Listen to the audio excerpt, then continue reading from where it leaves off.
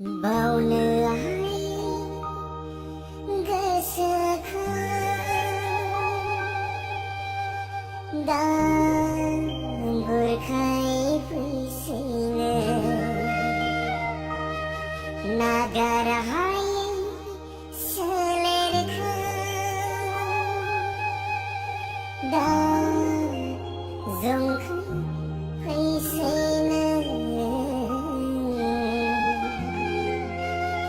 दा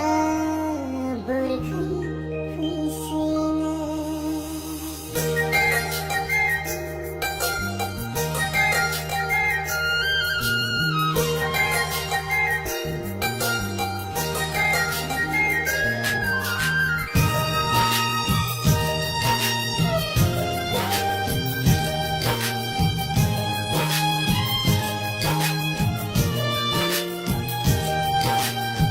बावनो हायै गोसोखौ